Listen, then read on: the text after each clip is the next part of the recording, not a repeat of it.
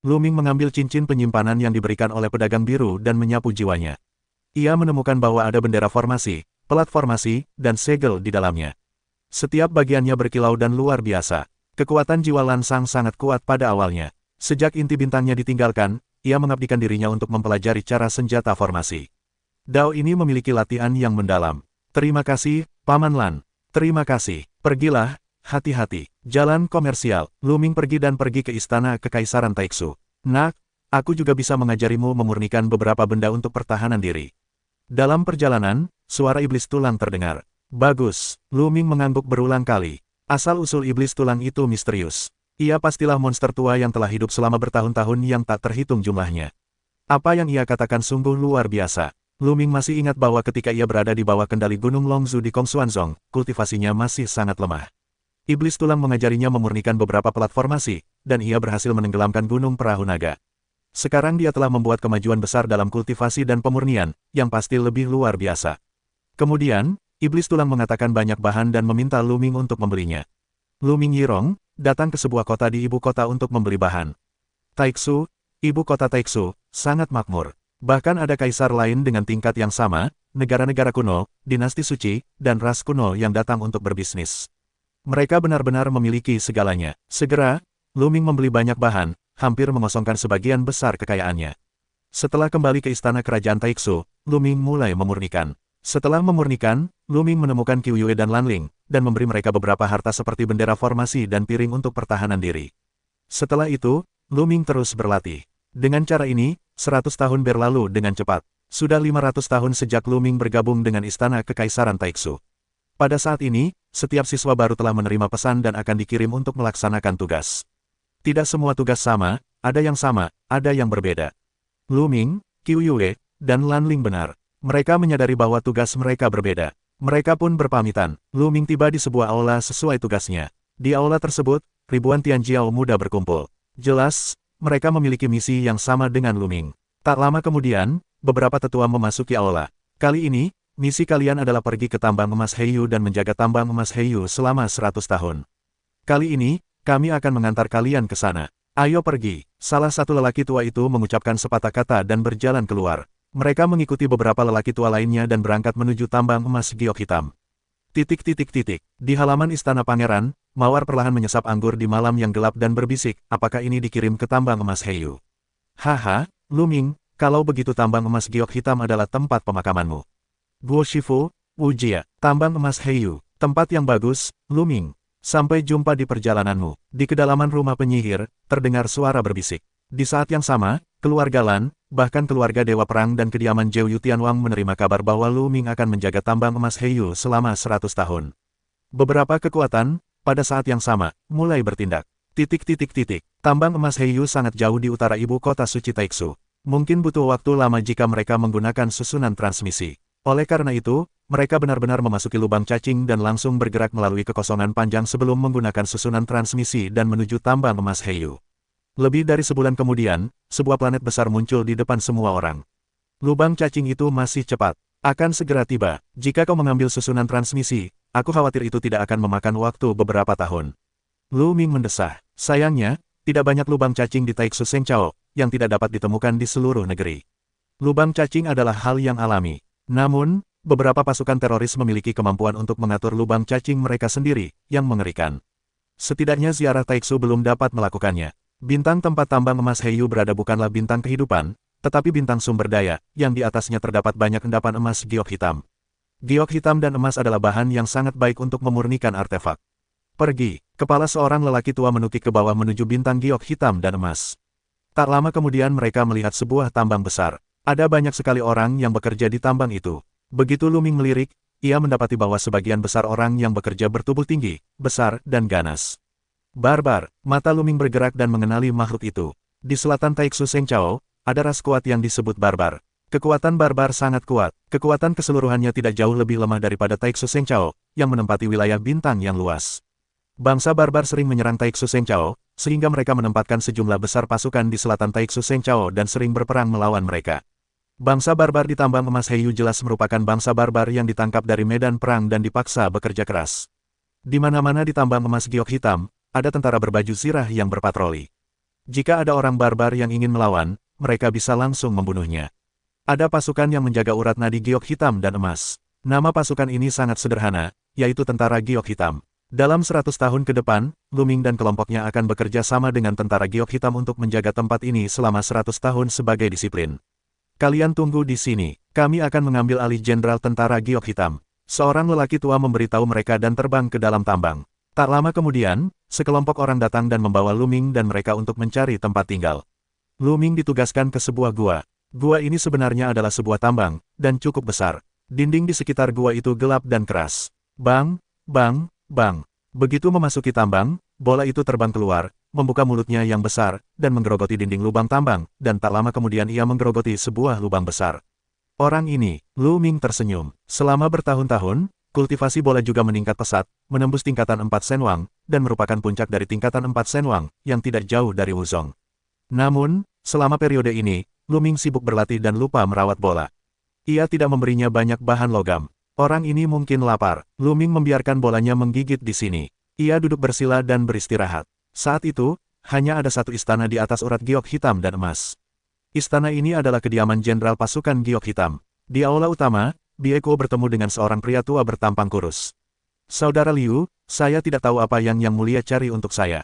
Jenderal Bieko dari pasukan giok hitam adalah pria berkulit gelap. Ia menuangkan segelas anggur kepada pria tua kurus itu dan bertanya, "Pangeran ingin Anda membunuh seseorang." Pria tua kurus itu menarik napas dan berkata perlahan, "Membunuh seseorang? Siapa?" Petik 2. Jangan sok tahu dan bertanya dengan nada pelan. Lu Ming, murid Akademi Suci Kerajaan Taiksu, sedang menjalankan misi di urat emas dan giok hitammu untuk menjagamu selama 100 tahun. Kata lelaki tua kurus itu. Para kadet dari tempat suci Kerajaan Taiksu. Wajah Don Kuo sedikit berubah, dan dia berkata, "Jika Tianjiao terbunuh, aku khawatir orang-orang tua di istana Kerajaan Taiksu akan menyusahkanku." "Haha, kau tidak ingin mempermainkanku." Di tambang emas giok hitam, sering terjadi kerusuhan barbar, dan bahkan bandit bintang datang untuk mencuri emas Heiyu. Tidak normal mati. Dorong saja saat itu. Petik 2. Terlebih lagi, Yang Mulia berjanji bahwa selama kau membunuh Lu Ming, Yang Mulia akan maju dan memindahkanmu ke ibu kota suci dan melayani sebagai jenderal pengawal kekaisaran. Kata pria tua kurus itu. Apa? Sebagai jenderal pengawal? Hati Don Kuo bergetar, berseru, matanya melotot tajam. Dia sudah cukup lama di tambang emas giok hitam, tempat burung-burung tidak buang air besar. Dan tidak ada masa depan di tempat seperti itu. Di mana tempat yang paling menjanjikan di kota ini? Tentu saja, itu adalah para penjaga. Setelah kau bergabung dengan penjaga, kau akan memiliki masa depan yang tak terbatas. Saat ini, banyak jenderal yang bertanggung jawab di satu sisi dan memimpin jutaan pasukan berasal dari penjaga terlarang. Ia bermimpi untuk bergabung dengan penjaga. Jangan khawatir, Saudara Liu, tolong beritahu Yang Mulia bahwa beliau dapat yakin bahwa aku akan menangani masalah ini dengan benar dan tidak akan mengungkapkan jejaknya. Jangan berpikiran terbuka. Bagus. Pria tua kurus itu menyesap tehnya, menyipitkan mata, dan melontarkan serangan yang mengejutkan. Tak lama kemudian, Lu Ming datang ke urat emas Heiyu selama sebulan. Bulan ini, sangat tenang, tidak ada yang terjadi. Tugas harian Lu Ming adalah berpatroli di sudut tambang selama beberapa jam. Setelah itu, ia akan baik-baik saja dan kembali berlatih. Gampang, pada hari ini, Lu Ming menyelesaikan inspeksinya dan kembali ke gua tempat tinggalnya. Namun begitu memasuki gua, Lu Ming merasakan jantungnya berdetak lebih cepat dan ia berdiri dengan kepala tertunduk. Bahaya, tanpa ragu, Lu Ming bergerak beberapa meter. Aduh, cahaya pisau merah darah, yang menebas pijakan Lu Minggang, akan menjadi tanah yang sangat keras, membelah lubang yang dalam. Kita bisa melihat kengerian kekuatan. Fiu, fiu, fiu. Lalu, beberapa cahaya pisau meledak, dan menebas Lu Ming dari beberapa arah. Bola, jantung Lu Ming berdetak kencang, dan bola di pergelangan tangannya menggeliat menjadi sepotong baju besi, menutupi seluruh tubuhnya. Bunuh, Lu Ming meledak, dan senjata ajaib muncul dan melesat keluar. Ketika senjata basen melesat keluar, ada juga rentetan kilat yang menyambar, menyilaukan, membombardir dengan cahaya beberapa pisau. Dang-dang, serangkaian tabrakan terdengar, dan beberapa pedang terayun menjauh. Kemudian, kekuatan sihir Lu Ming meledak secara menyeluruh, dan basengun berubah menjadi cahaya pelangi yang terang dan melesat ke satu arah. Sebuah jeritan terdengar, sesosok tubuh ditembak oleh Dewa Tiran, langsung tertusuk, dan dipaku ke dinding gua. 4 pria berpakaian hitam muncul di sekitar Lu Ming. Masing-masing memegang pedang berdarah. Tidak, kekuatan orang ini lebih kuat dari yang diperkirakan. Seseorang berbicara dengan bermartabat. Pria yang baru saja dipaku sampai mati oleh Lu Ming memiliki kultivasi Raja Dewa 6 lapis, dan ia juga terbangun dengan faktor kekuatan ilahi aslinya. Ketika begitu banyak dari mereka menyelinap masuk, ia tetap dibunuh oleh Lu Ming. Kekuatan Luming berada di luar imajinasi mereka. Tentu saja, mereka tidak tahu seberapa besar kemajuan yang telah dicapai Luming dalam beberapa tahun terakhir. Sekarang, kultivasinya telah mencapai puncak ganda Raja Dewa. Kemajuan terbesar telah dicapai dalam berbagai faktor kekuatan ilahi aslinya. Sekarang, ke-10 faktor kekuatan ilahi aslinya telah terbangun 2 kali. Ya, ke-10 jenis kekuatan dewa telah dibangkitkan 2 kali, yang sangat meningkatkan kekuatan tempur Luming. Sedikit kekuatan dewa dapat meledakkan kekuatan teror. Dengan bantuan bola, tidak terlalu sulit untuk membunuh 6 Raja Dewa yang telah dibangkitkan. Siapa yang mengirimmu? Keluarga penyihir, keluarga biru, atau keluarga dewa perang? Luming minum dengan dingin. Pergi ke neraka dan bertanya. Bunuh 4 orang yang tersisa, dengan minuman dingin, terus membunuh Luming dan memadamkan cahaya yang mengejutkan. 4 orang yang tersisa, semuanya adalah kultivasi Raja Dewa 6 kali lipat yang sama, bahkan 1 orang, atau 2 eksistensi yang terbangun. Mampu terbangun 2 kali dalam 6 kali Raja Dewa dapat dianggap sebagai kebanggaan surga. Mencari kematian, Luming minum dengan dingin, dan pintu dominasi muncul di atas kepalanya dan menekannya. Kemudian, senjata ajaib menyapu. Luming melepaskan seluruh kekuatannya, segala macam cara untuk melakukan yang terbaik, dan bola membantunya dengan seluruh kekuatannya. Meskipun keempat pria berbaju hitam itu kuat, mereka masih ditekan oleh Luming. Sentuh, seorang pria berbaju hitam tersapu oleh senjata panjang dan terbang keluar. Ia menabrak dinding gua, tubuhnya meledak dan jatuh di tempat.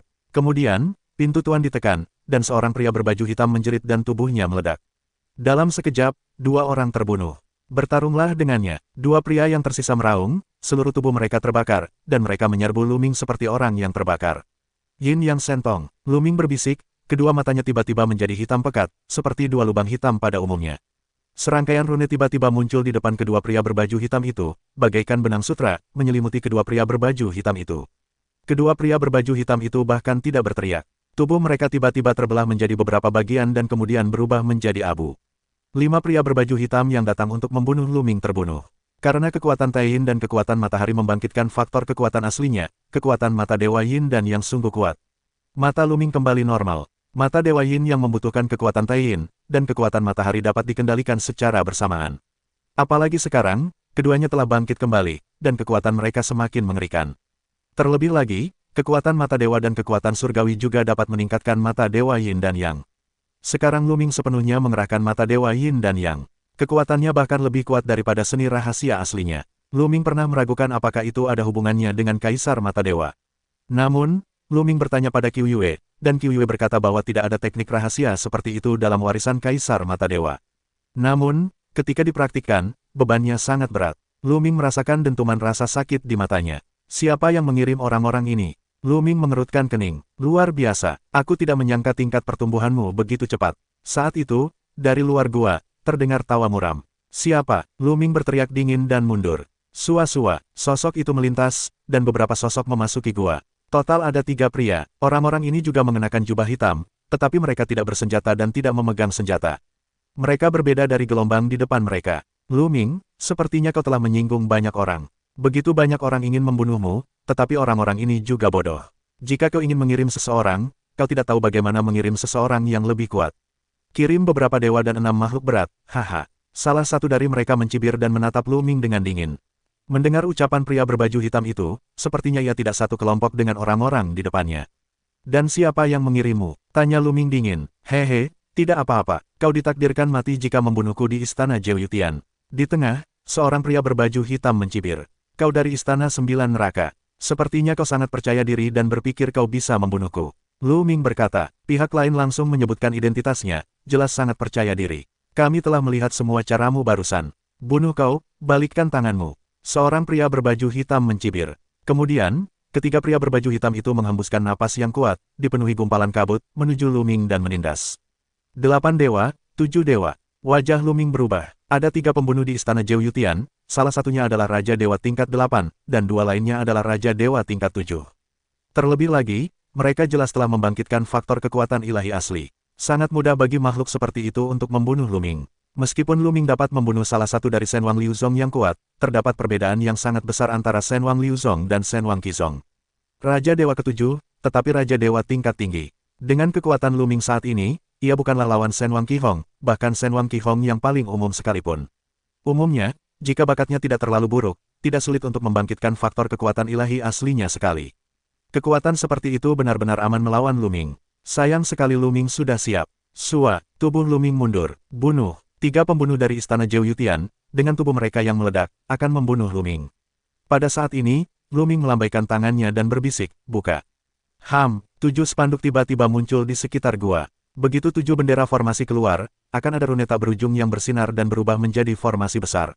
Puff, kilatan cahaya, seorang pembunuh berat Raja Dewa ke-7, tubuhnya langsung tertusuk, menyentuh suara, tubuh itu jatuh ke tanah. Sialan, bocah ini sudah menyiapkan pertempuran besar. Ayo pergi. 2 pembunuh istana Zhou Yutian yang tersisa terkejut dan hendak bergegas ke pintu masuk gua. Tidakkah kau pikir sudah terlambat untuk pergi sekarang? Lu Ming mencibir. Dengan lambaian tangannya, 3 cakram susunan terbang keluar dan berubah menjadi berkas cahaya yang menjerat kedua pembunuh itu. Kemudian, bendera susunan bersinar, dan cahaya ilahi terbang keluar, dan 7 raja dewa kuat lainnya juga terbunuh. Lu Ming, kau harus mati. Kau telah menyinggung istana Zhou Yutian. Nasibmu sudah ditentukan. Kau akan mati tanpa tempat pemakaman. Si pembunuh meraung. Kultivasi pria ini adalah yang tertinggi, dan ia memiliki kultivasi tingkat 8 raja dewa. Ia sangat kuat dan gila dalam perjuangannya, yang membuat sinar di sekelilingnya bergetar tanpa henti, seolah-olah ia akan runtuh kapan saja. Sekarang kaulah yang tidak punya tempat untuk mati. Bunuh. Lu Ming terus mengendalikan bendera formasi, dan cahaya suci terbang dan menembus tubuh lawan. Namun, kekuatan suci lawan sungguh kuat, tidak mati untuk sementara waktu, masih berjuang. Bunuh. Lu Ming bergegas melewatinya, mengendalikan gerbang sang guru dan menekannya. Sentuh. Pintu sang guru jatuh menimpa kepala pria itu, mengeluarkan raungan yang dahsyat. Kepala pria itu tidak hancur, tetapi darah mengalir deras. Raja Dewa 8 begitu kuat. Lu Ming juga merupakan kejutan gelap. Jika dia tidak mengatur susunan bendera dan plakat terlebih dahulu, dia akan berada dalam bahaya. Pada saat ini, bendera susunan bersinar, dan cahaya ilahi lainnya datang. Kali ini, cahaya itu menembus alis lawan secara langsung, menguras jiwa lawan, dan akhirnya membunuhnya. 3 penguasa istana Zhou Yutian semuanya hancur. Untungnya, ada bendera susunan dan plakat susunan Paman Biru, kalau tidak, akan sangat berbahaya. Lu Mingchang menarik napas. Ada 2 kelompok orang, 1 kelompok berasal dari istana Zhou Yutian. Bagaimana dengan kelompok lainnya, keluarga biru? Keluarga penyihir atau keluarga dewa perang? Petik 2, pikir Lu Ming, matanya berbinar-binar dengan niat membunuh yang dingin. Orang-orang ini masih ingin membunuhnya. Ketika aku bangkit di masa depan, semua kekuatan ini akan berada dalam satu wadah. Kemudian, Lu Ming menyimpan cincin penyimpanan kedua pembunuh itu, dan mayat-mayat mereka, semuanya terbakar menjadi abu. Setelah mencari di dalam cincin penyimpanan, kami tidak menemukan apapun yang berguna, dan kami tidak menemukan pasukan mana yang mengirim kelompok orang lainnya. Sepertinya urat biji emas Heiyu tidak aman. Aku harus lebih berhati-hati di masa depan. Aku harus melaporkan masalah ini kepada jenderal di sini dan memintanya untuk mengirim lebih banyak orang untuk berjaga. Lu Ming memikirkannya, lalu keluar dari gua, berniat untuk menemukan Jenderal Heiyu Jun dan memberitahu pihak lain tentang hal itu.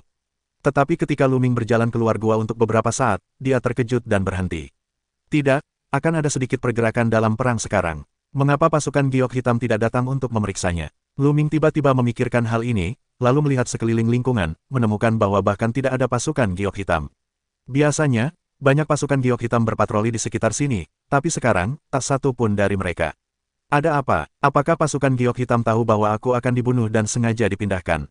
Atau adakah alasan lain? Lu Ming mengerutkan kening, dan merasa masalahnya tidak sesederhana itu. Lalu, pada saat ini, Lu Ming melihat beberapa sosok terbang ke arah sini. Orang-orang ini, mengenakan baju besi hitam, adalah prajurit pasukan giok hitam. Ini dia, apa aku khawatir? Hati Lu Ming tergerak, sedikit ragu. Lu Ming, seorang pria besar datang sambil tersenyum. Jenderal Song, apakah kau menginginkanku? Tanya Lu Ming ragu-ragu. Pria ini adalah seorang jenderal pasukan giok hitam. Lumayan. Kepala seorang pria besar mengangguk dan berkata, Jenderal meminta kami untuk datang kepadamu dan menugaskanmu untuk berpatroli di lubang tambang.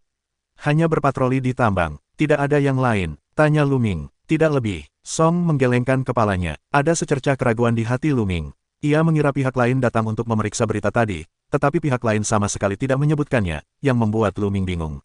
Baiklah, ayo pergi. Lu Ming Dao, diikuti Song Pianjiang dan yang lainnya, masuk jauh ke dalam tambang. Tak lama kemudian, mereka tiba di sebuah gua tambang. Gua tambang ini gelap, dan selalu ada udara dingin dan mendung yang keluar, yang membuat orang merasa tak tertandingi. Mengapa tambang ini kosong? Tanya Lu Ming. Oh, ini tambang terbengkalai. Kukira tidak ada lagi giok hitam dan emas. Namun baru-baru ini, ditemukan bahwa ada emas giok hitam. Jadi Jenderal meminta kami untuk memeriksanya. Lu Ming, kumohon. Jenderal Dao dari dinasti Song berkata. Jenderal Song, sebaiknya kau undang aku dulu. Aku tidak familiar dengan tempat ini. Sebaiknya aku ikut denganmu, kata Luming sambil tersenyum. Mata Song memancarkan seberkas cahaya dingin, tetapi sekejap kemudian menghilang. Namun, Luming sangat tajam dan menangkap cahaya dingin itu. Ada kesempatan untuk membunuh. Luming tergerak. Baiklah, ayo pergi dulu. Jenderal Song Pian tersenyum, lalu melangkah menuju tambang. Jenderal dinasti Song memasuki tambang terlebih dahulu, tetapi Luming mendapati sang jenderal tampak sangat gugup. Matanya berbinar dan ia menatap gua tambang. Ia takut sesuatu yang mengerikan akan keluar. Terlebih lagi, tangannya dipenuhi kekuatan, dan ia jelas siap untuk menerima uluran tangan itu kapan saja. Terlebih lagi, hanya beberapa orang yang mengikuti jenderal dinasti Song masuk, dan sisanya berdiri di belakang Luming, menghalangi jalan mundur Luming. Luming, kumohon, di belakang Luming, terdapat jalan manusia berpakaian besi. Orang-orang ini sangat menakutkan dan penuh dengan aura. Luming menilai bahwa hampir semuanya adalah eksistensi Raja Dewa lebih dari 6 kali. Bagus, Luming mengangguk dalam diam dan melangkah keluar ke dalam tambang. Begitu ia memasuki tambang, angin sejuk bertiup di tubuh Luming. Ia tak kuasa menahan diri untuk menggigil melihat pencapaian Luming. Di tengah gua, Luming seolah dipenuhi hantu. Kemudian, manusia berpakaian besi itu juga mengikuti, berpencar di belakang Luming, satu persatu dengan wajah serius. Gua tambang ini luar biasa. Ada yang aneh.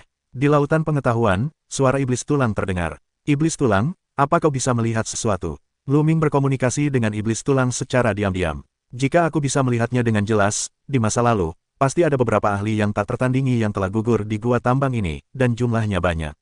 Mereka penuh dendam. Aku khawatir ada krisis besar, kata iblis tulang. Orang-orang ini memang berbohong. Tatapan Luming dingin. Jenderal Song Pian berkata bahwa ini hanyalah gua tambang yang terbengkalai, dan sekarang ia menemukan mineral itu, jadi ia datang untuk memeriksanya. Ini jelas kebohongan, sangat berbahaya di sini. Tidak heran jika Jenderal Song Pian dan yang lainnya memasang wajah serius. Niat buruk. Luming menyimpulkan bahwa orang-orang ini memiliki niat buruk. Song akan memimpin jalan di depannya. Luming dan yang lainnya akan mengikuti di belakang dan terbang perlahan menuju ke dalam. Tambang itu sangat gelap, tidak ada cahaya, tetapi dengan penglihatan mereka, itu wajar saja. Tiba-tiba, Luming melihat tumpukan lumpur di samping lumpur, dan beberapa kerangka tergeletak di sana. Daging dan darah orang kuat, genangan lumpur itu, adalah daging dan darah orang kuat yang tak tertandingi setelah kematian mereka. Lumpur itu mengandung kesempatan mengerikan untuk membunuh, dan siapapun yang menyentuhnya akan mati. Seru iblis tulang, tampak berwibawa. Mata Luming berkilat dan tetap diam. Di sini, Song Pianjiang dan yang lainnya tampak lebih berwibawa. Mereka berhenti dan melihat ke suatu arah. Luming melihat ke arah itu dan jantungnya berdebar kencang karena melihat tumpukan mayat di sana. Ada orang barbar, dan ada sersan berbaju besi, tetapi mereka semua tewas. Wajah mereka menunjukkan kepanikan, sepertinya sesuatu yang mengerikan telah terjadi pada mereka. Jenderal Song Pian, bukankah kau bilang ini tambang terbengkalai? Mengapa begitu banyak orang mati di sini? Luming bertanya dengan suara berat. Tanpa suara, ia memegang sederet bendera dan segel di tangannya. Hahaha, pada saat ini, Jenderal Song Pian mencibir dan berkata, Luming, apa pendapatmu tentang tempat ini? Apa maksudmu? Tanya Luming dengan suara berat. Sederhananya, bagaimana kalau tempat ini menjadi tempat pemakamanmu? Jenderal Song Pian berkata di sini, dan akhirnya menunjukkan pembunuhan yang brutal.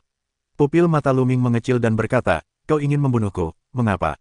Siapa yang memintamu membunuhku? Tanda tanya petik 2, sudah kubilang, aku akan membiarkanmu mati. Tentu saja, Jenderal Bikuo yang mengirim kami ke sini. Tahukah kau mengapa kami memilih tempat ini? Karena ini bukan tambang terbengkalai, melainkan tambang baru, tambang yang baru ditemukan. Namun, tambang ini sangat aneh. Awalnya, semua orang yang masuk ke sini sudah mati. Mereka sudah mati. Jika kau mati di sini, tak seorang pun akan meragukannya. Pergilah ke tambang dengan tenang. Titik petik 2, Song melanjutkan dengan nada mengejek. Kali ini, Luming benar-benar terkejut. Orang-orang ini ternyata adalah jenderal pasukan Giok Hitam. Bukankah Kuo yang mengirimnya untuk membunuhnya? Mengapa dia ingin membunuhnya? Di antara musuh-musuh Luming, siapa yang bisa memimpin pasukan Giok Hitam? Melihat ekspresi terkejut Luming, Song Pianjiang sangat senang dan merasa sangat bahagia. Sejujurnya, mereka yang ditugaskan untuk bekerja di tambang Giok Hitam pada dasarnya telah kehilangan harapan di masa depan dan sulit untuk dipromosikan. Karena itu, mereka sangat kesal ketika melihat kesombongan Luming. Melihat Luming yang terkejut dan putus asa, mereka sangat senang. Terus terang, mereka memang tidak normal. Oleh karena itu, ia akan menceritakan kisahnya secara perlahan, yaitu untuk melihat ekspresi putus asa dan terkejut Luming. Apa itu? Pada saat ini, Luming tiba-tiba melihat ke belakang Jenderal Dinasti Song, matanya melebar, seolah melihat sesuatu yang mengerikan. Song akan menjadi seluruh rambut, tiba-tiba berdiri, detak jantungnya meningkat, di bawah keterkejutan yang hebat, bergegas kembali. Ranjau ini begitu mengerikan sehingga ia membawa Lu Ming masuk. Ia sudah ketakutan. Pada saat ini, itu sepenuhnya refleks yang terkondisi. Tetapi ketika ia melihat ke belakang, ia tidak melihat apa-apa. Lu Ming memanfaatkan kesempatan itu untuk bergerak. Begitu ia melambaikan tangan, lebih dari selusin jimat terbang menuju 7 atau 8 pria berbaju besi di belakangnya. Ledakan, Lu Ming bergumam, dan lebih dari selusin jimat meledak. Tepat saat segel-segel ini meledak, serangkaian guntur dan kilat gelap meledak, menyelimuti 7 atau 8 pria berbaju besi hitam di dalamnya. Inilah segel guntur dan petir 9 Yu. Segel ini tidak diberikan kepadanya oleh pedagang biru, melainkan diajarkan oleh iblis tulang. Segel ini sangat kuat. 7 atau 8 pria berbaju besi berteriak. Yang terlemah di antara mereka hancur berkeping-keping dan jatuh di tempat. Meskipun beberapa dari mereka kuat dalam kultivasi, mereka terluka parah dan batuk darah. Nak, kau mau mati. Jenderal Song Pian akhirnya bereaksi, menyadari bahwa ia telah ditipu oleh Lu Ming. Ia meraung dan melayangkan tinju. Segel tinju yang mengerikan melesat ke arah Lu Ming, dan seluruh kehampaan berguncang. Meskipun tubuh Lu Ming mundur dengan keras, kecepatannya tidak secepat kekuatan tinju lawannya. Jenderal dinasti Song adalah eksistensi puncak Raja Dewa. Ia terlalu kuat. Di saat kritis, Lu Ming meraih bendera formasi dan melemparkannya. Bendera ketiga formasi berjatuhan di udara, memancarkan cahaya cemerlang, dan muncullah intensitas cahaya, menghalangi di depan mereka. Segel-segel itu membentuk berbagai perisai dan dinding besi. Inilah tanda-tanda kelas pertahanan. Selusin lapis pertahanan muncul di hadapan Lu Ming. Tubuh Lu Ming tiba-tiba mundur dan berubah menjadi dewa kuno berbaju zirah hijau. Rantai es dan 9 baju zirah emas merah muncul. Namun, kekuatan tinju Jenderal Song Pian terlalu mengerikan. Ia berguling, dan lebih dari selusin pertahanan meledak satu demi satu. Pada akhirnya, Lu Ming masih dibombardir dengan momentum yang mengerikan. Lu Ming mendengus, tubuhnya tiba-tiba mundur, lebih dari selusin tulang patah, dan ia muntah darah. Ada perbedaan besar dalam pencapaian. Jika tidak dihalangi oleh lebih dari selusin jimat, pukulan ini akan menghancurkan Lu Ming menjadi abu. Meski begitu, Lu Ming terpukul keras. Nak, kau harus mati hari ini. Song Pian minum dengan dingin, bersama para prajurit berbaju zirah lainnya, melesat ke arah Lu Ming. Bang, saat ini, Lu Ming sedang minum ringan. Boom, di tepi kolam lumpur itu, tiba-tiba meledak. Ketika Lu Ming baru saja memulai pekerjaannya, ia masih memiliki segel di lumpur. Saat itu, ia diserang oleh Jenderal dinasti Song dan ditarik keluar dari lumpur. Tanpa ragu, Lu Ming mencubit segel itu, dan segel itu langsung meledak. Segel itu meledak seperti bom, dan lumpur berceceran di mana-mana. Tiba-tiba, sebuah teriakan terdengar. Saya melihat para Jenderal Song Pian, serta sersan lapis baja itu, tubuh mereka berubah menjadi sarang tawon, yang ditusuk menjadi lubang. Lu Ming menarik napas. Kekuatan lumpur itu di luar dugaannya. Begitu mengerikan sehingga mengenai tahu seperti peluru. Begitu terbang, sebuah lubang muncul di tubuh sersan lapis baja itu. Bahkan Jenderal Song, yang berada di puncak Raja Dewa, tidak dapat menghentikannya. Untungnya, Lu Ming ditolak oleh Song Pianjiang, dan cukup jauh, dan siap untuk tidak terciprat lumpur.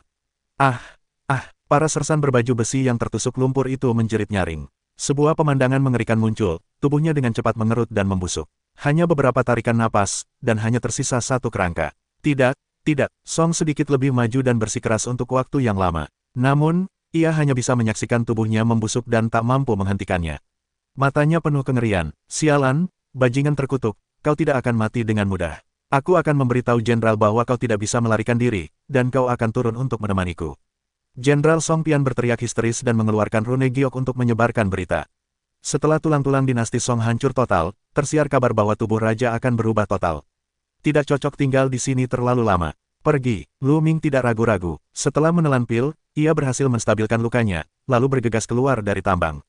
Tambang emas Heiyu tidak bisa lagi ditinggalkan. Lu Ming berniat untuk pergi. Bahkan jika dia gagal menyelesaikan tugas dan dihukum oleh istana kerajaan Taixu, itu lebih baik daripada terbunuh di sini. Namun, Lu Ming tidak terbang jauh, wajahnya berubah. Boom, pasukan-pasukan berpakaian besi, melintasi kehampaan, bergemuruh di kehampaan, bergegas menuju sisi ini. Lebih dari itu, di arah lain, ada juga pasukan baju besi yang terbang masuk. Pasukan hitam dan penindas memblokir seluruh kehampaan, yang sangat ganas dan memblokir semua rute mundur. Pasukan giok hitam, keluar. Boom, pada saat ini, di kedalaman tambang, napas teror naik dari langit, dan tekanan besar menyelimuti seluruh tambang emas giok hitam.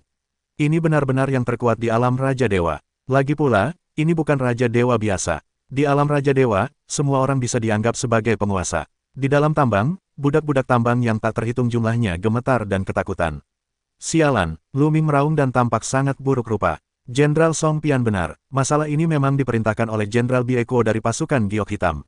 Kalau tidak, tidak ada yang bisa memobilisasi pasukan giok hitam sebanyak itu. Siapa yang bertanggung jawab atas Biekuo? Saat ini, Lu Ming tidak punya waktu untuk memikirkannya. Jalan keluarnya telah diblokir, dan dia tidak bisa melarikan diri. Masuki tambang itu, mata Lu Ming menunjukkan jejak kekejaman. Gua tambang itu sangat aneh. Sekarang, hanya tambang itu yang bisa membantunya, kalau tidak, tidak ada jalan keluar. Meskipun dia memiliki semua jenis bendera dan segel formasi yang dibuat oleh pedagang biru, serta beberapa segel yang dibuat oleh iblis tulang, bendera dan segel formasi itu, yang digunakan untuk menghadapi alam Raja Dewa, dapat memiliki beberapa efek padanya, yaitu mencari kematian. Lu Ming berbalik dan pergi. Ia bergegas menuju tambang dan menyerbu masuk. Itu mereka, kejar. Sekelompok sersan berbaju besi, melihat Lu Ming, langsung mengejarnya. Namun, ketika mereka sampai di mulut tambang, mereka berhenti, dengan wajah panik. Tambang ini adalah tambang yang baru ditemukan. Sangat aneh. Banyak orang tewas. Mengerikan. Mereka tidak berani masuk. Setelah Lu Ming menyerbu masuk, ia mulai memikirkan tindakan balasan. Pihak lain pasti akan masuk, tapi aku tak sabar untuk mati. Hati Lu Ming berdebar kencang. Wah, ada banyak jenis lumpur yang bisa digunakan di tambang ini, dan ada lebih dari satu kolam lumpur. Kau bisa memasang beberapa perangkap pembunuh. Iblis tulang membuka mulutnya dan mengajari Lu Ming cara memasang perangkap. Dengan lambaian tangannya, Lu Ming terbang ke setiap sudut tambang. Kemudian cahaya itu berkedip sesaat, lalu menghilang. Lu Ming terus-menerus melambaikan bendera formasi, pelat formasi, dan sebagainya, terus-menerus terbang keluar. Dan beberapa rune, berterbangan di atas lumpur. Selama Lu Ming mengendalikannya, ia bisa meledak kapan saja. Tambang itu sangat besar, dengan bebatuan bergerigi dan medan yang kompleks. Setelah abunya, Song Ming akan menemukan tempat persembunyian. Di pintu masuk tambang, semakin banyak sersan lapis baja berkumpul dan mengepung bagian luar tambang, tetapi tidak ada yang masuk. Tiba-tiba, napas yang mengerikan datang, sersan lapis baja itu mengambil inisiatif untuk menyingkir, dan seorang pria besar melangkah. Pria besar ini adalah jenderal pasukan giok hitam. Jangan kaya, jenderal, anak itu bersembunyi di lubang tambang ini. Seseorang melapor ke Biekuo. Apa anak ini pikir dia bisa hidup dengan bersembunyi di tambang ini? Lucu sekali. Don Gu mendengus dingin, matanya sangat dingin. Rencananya adalah membawa Lu Ming ke dalam gua tambang bersama Jenderal Song Pian dan membunuhnya. Dengan begitu, dia bisa membawa Lu Ming ke dunia luar dari Xuancheng. Lu Ming menerobos masuk ke tambang aneh itu tanpa izin dan terbunuh oleh kengerian gua tambang. Dengan cara ini, bisa dikatakan tidak ada celah di langit. Song Wanming dan yang lainnya tidak menyangka dia akan terbunuh. Dia langsung marah dan memimpin pasukan besar untuk memblokir semua jalan keluar. Yah, aku sudah berencana mengirim seseorang untuk menyelidiki tambang, dan sekarang aku akan membunuh seseorang. Don Kuo mencibir, lalu menatap beberapa prajurit besi dan berkata, Jenderal Wei Pian, Jenderal Liu Pian, kalian bawa orang untuk membunuh anak itu, lalu selidiki situasi tambangnya. Wajah orang-orang besar itu berubah, tetapi mereka harus mengikuti perintah Biekuo. Mereka harus menerima perintah dari para jenderal, dan masing-masing dengan puluhan sersan bergegas masuk ke tambang. Sebanyak 3 jenderal, dengan hampir 100 sersan lapis baja, memasuki tambang. Para prajurit lapis baja ini, dengan pencapaian terendah, semuanya memiliki 4 pencapaian Raja Dewa. Mereka semua adalah elit pasukan giok hitam. Setelah memasuki tambang, mereka berhati-hati, menyebar, dan bergerak perlahan. Tak lama kemudian, mereka melangkah agak jauh, ke tepi perangkap Lu Ming. Hanya sedikit, masih sedikit. Lu Ming bersembunyi di kegelapan dan memperhatikan dengan saksama. Perlahan, sejumlah sersan lapis baja, semuanya masuk ke dalam perangkap yang dipasang Lu Ming. Mengirimmu pergi. Mata Lu Ming memancarkan sinar membunuh, tangannya menggenggam rahasia.